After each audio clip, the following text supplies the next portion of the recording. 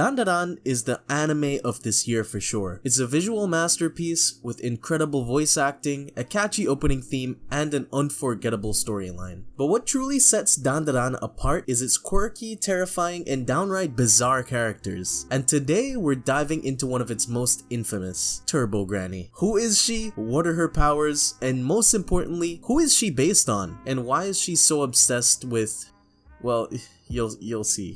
Welcome to the second episode of my new series, the DanDaDan Paranormal Encyclopedia. So, turbogranny. She isn't just any ghostly old hag, she's a whirlwind of nightmares, humor, and surprisingly a pretty deep folklore. Believe it or not, turbogranny has roots in real-life Japanese urban legends that have evolved over decades. Turbogranny is based on a famous Japanese urban legend, and the story goes that drivers speeding down mountain roads like those near Mount Roko might spot an elderly woman sprinting at 100 kilometers per hour. In most stories, the driver could only catch a glimpse of her before she dashes away. That's pretty creepy, right? Now, sometimes she knocks on car windows and other times she causes accidents. The legend apparently serves as a cautionary tale about reckless driving, but DanDaDan gives it a supernatural twist. There's countless variations of the name and appearance, but all contain some kind of funny element. Like, there's names combined with traffic laws, speed limits such as, whatever kilometer per hour baba. That one is really popular. Some say she runs at 140 kilometers an hour. Other claims she even breaks the sound barrier. Funnily enough, turbogranny legends often involve variations like different speeds. For example, 40 kilometers per hour granny, 60 kilometers per hour granny, 80, 100, 120, and so on. I've read that some even believe the reason she has these different speed settings is because there are different speed limits on different roads in Japan and also, everywhere else. Granny abides by all traffic regulations. In DanDaDan, turbogranny haunts a red-hued tunnel in Shono City. She's not just fast, she's scary, with long white hair, wrinkled skin, and some pretty piercing yellow eyes. But there's more to her than meets the eye. Turbogranny makes her grand debut in chapter 1 of the manga and in episode 1 of the anime. After a creepy encounter, she curses Okarun, stealing his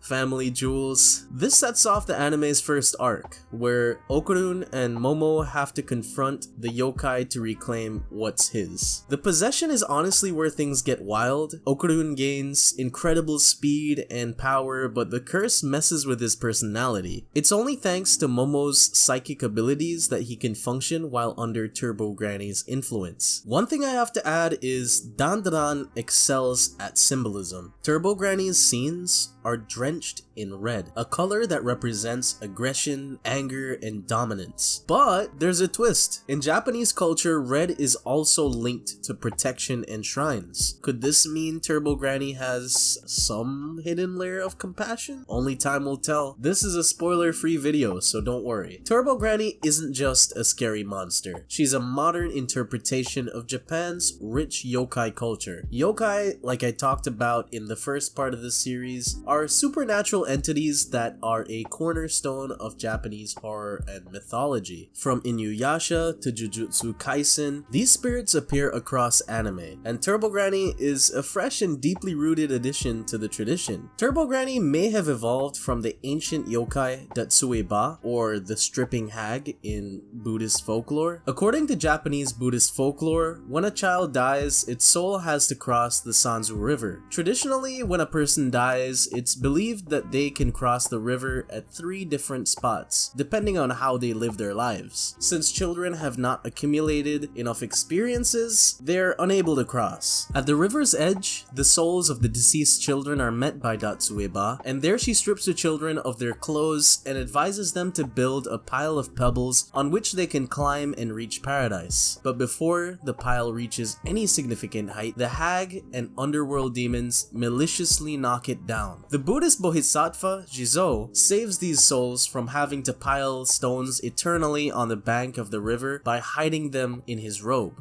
When a soul is that of an adult, Datsueba forces the sinners to take off their clothes, and there's an old man called Kaneo that hangs these clothes on a riverside branch that bends to reflect the gravity of their sins. If the sinner arrives with no clothes, then Datsueba strips them of their skin. Various levels of punishment are performed even at this early stage. For those who steal, for example, Datsueba breaks their fingers, and together with her old man consort, she ties the head of the sinner to the sinner's feet. Some really crazy stuff. But maybe turbogranny's habit of stealing family jewels in DanDadan might be a nod to this. Interestingly, parallels can also be drawn to Okarun from Greek mythology, the ferryman who transported souls across the river Styx for the payment of a coin placed in the deceased person's mouth. The baba suffix that's used a lot when talking about turbogranny is also quite old and most likely derives from the Edo period stories of Yama-uba, which translates to mountain witch, crone, or hag. There's quite a few old stories about Yama-uba and Oni-baba, relentlessly chasing people down as well. One such example is found in the story of the Goblin of Ada Chigahara, in which a Onibaba chases a priest after he finds the room where he keeps the bloody bones of her victims. A few variants of the stone pillow legend also have the hag chasing her victim down the mountainside. Today, Baba is most often used as a title for yokai that appear as elderly women, although Baba is most directly and often translated into English as granny. Hag may be a better fit depending on the yokai in question and their temperament. The legend doesn't stop there. Across Japan, variations of the turbogranny story have sprung up. There's some pretty interesting ones, so get ready. There's basketball granny that dribbles a basketball alongside motorcycles causing accidents. There's hopping granny that leaps over moving cars, startling drivers into crashing. There's even coffin granny, who traps her victims in coffins and drags them to a crematorium. And watch out, can't forget bonnet granny, who jumps onto car hoods, forcing drivers to follow specific instructions to avoid danger. And of course, let's not forget the most important one, angry granny from the hit game Angry Granny Run.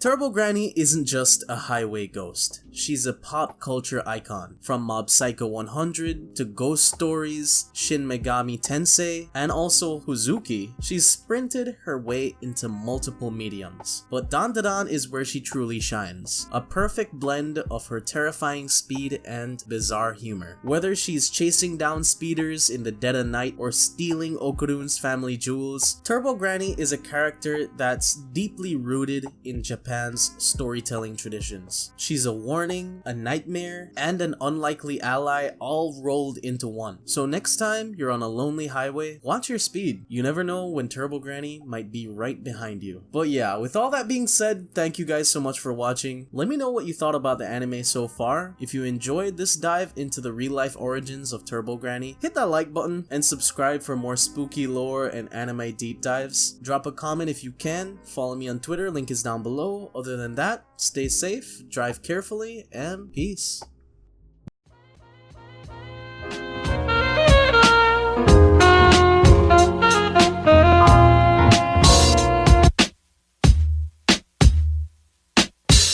My thoughts are like a bright symphony. I'm simply changing everything that I begin to see mentally, but physically I plan to change history.